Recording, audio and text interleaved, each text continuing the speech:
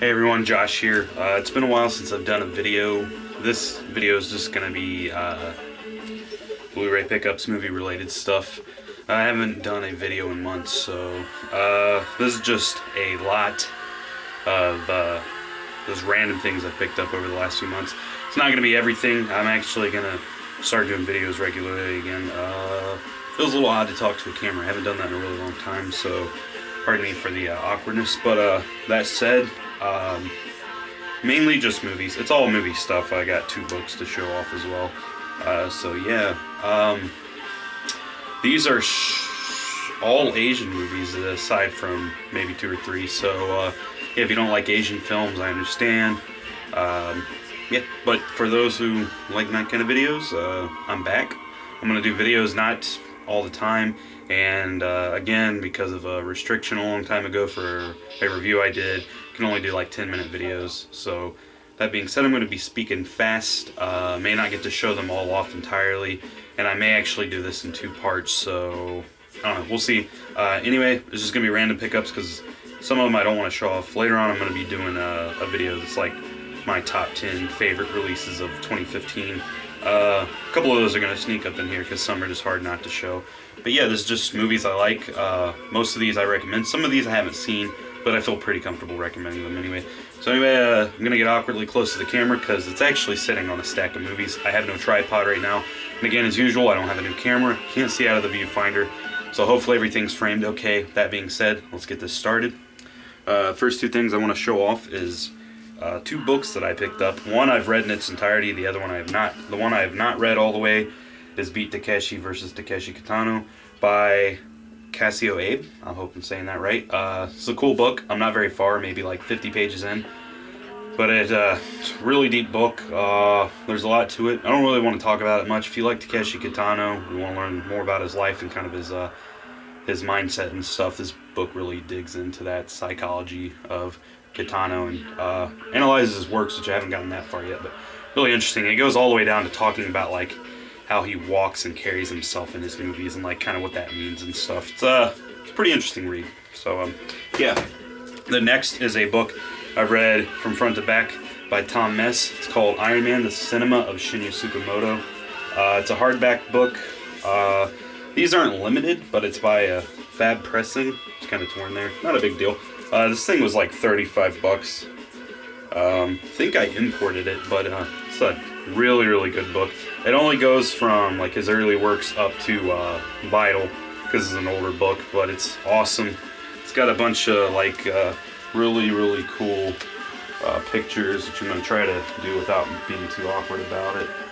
Just from his early works. In the middle you get these sweet color, like glossy photos from different movies, like Tokyo Fist right there, Snake of June, my favorite. But yeah, so that's that. Those are the 2 books I wanted to show off. The Tom Mess book is really freaking awesome, so if you like Shinya Tsukamoto, it's totally worth your time. Now for the movies, these are all Blu-rays, and this is just going to be some of them. There's like, I don't know, 100 plus I could show off, but I don't want to do that because this is rattling on. First off, I just got this like yesterday from Germany. It is Takashi Miike's imprint. It's from Germany. This movie's in English, even though it's by a Japanese filmmaker, so thankfully I didn't need English subtitles because there are like almost no German Blu-rays that have English subtitles, understandably so, but it's cool. It's part of this black collection they do. This is spine number 11. Not going to collect these, I just wanted to imprint.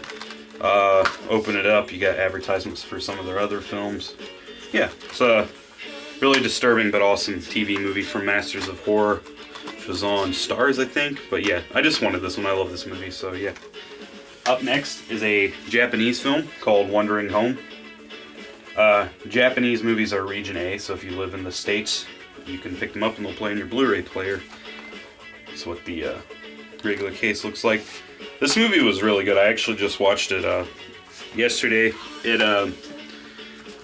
It stars Tadanobu Asano from Ichi the Killer, is what you guys probably know him from. He was also in Thor 1 and 2 for a little bit. But yeah, it's a really good, lighthearted movie. It doesn't really get sad in parts. There was a couple of problems I had with some of the characters, like The wife character, didn't really understand her like half the time. She had a really great scene at the end though. But Asano's fantastic in this movie. It does some weird surreal stuff where you're kind of seeing like into his kind of weird mind from him being an alcoholic and whatnot. And I don't think it does that enough. It does it quite a bit at the beginning, and it threw me off because I had no idea it was going to be in here. And it does it throughout, and it's actually kind of funny and sad in spots, but towards the end it just loses it, maybe because of how his character changes through his arc and all that. But I wish there would have been more of that in here. That said, really excellent movie. It's called Wandering Home. You can get it on Amazon Japan. Yeah, I know there's no English subtitles anywhere on the case, but I assure you there are English subtitles on the movie. Yeah, Wandering Home. Up next is some other. These are all Hong Kong and Chinese pickups, and these right here are Pang Ho Chung, is a director I really like. I'm actually doing a project on him soon, which is supposed to be a secretive thing, but it's coming up real soon. So yeah, Love in a Puff, and its sequel, Love in the Buff, which I guess a lot of people like making the joke that it looks like it says Bud there or something like that. I don't know. But yeah, these movies are fantastic. I can't remember what Jimmy and Cherry, I don't know how you say her name.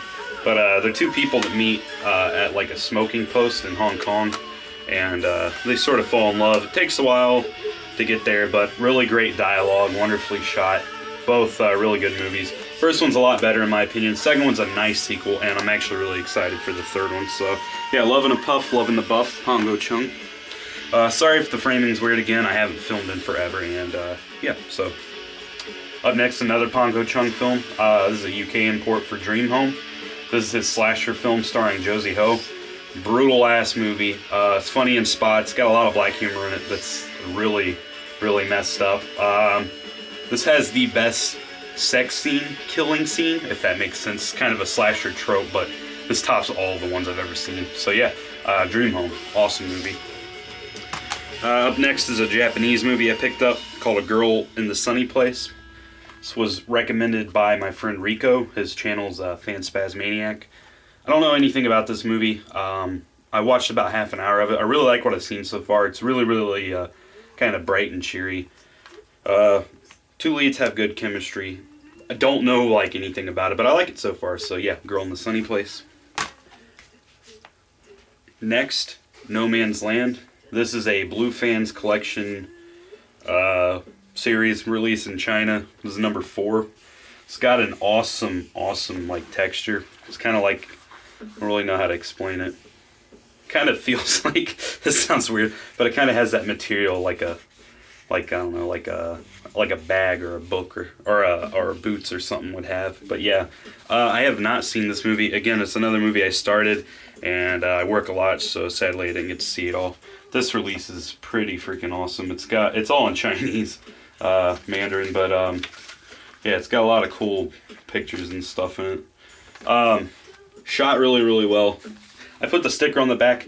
It had a sticker on it, and when I or the glue things, and when I took it off, because there was a whatever you call those, the thing on the back with the info, it just peeled some of the material off. Kind of upset me, but hey, I put the sticker there, and it's all right. So yeah, No Man's Land.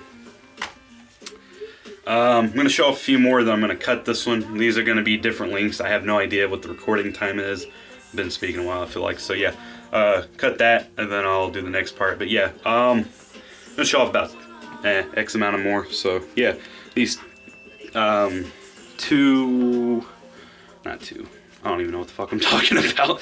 These next few is what I meant to say, are also Pang Ho Chung. Sorry for the shaky camera. Like I said, my camera's literally sitting on the stack of movies I have.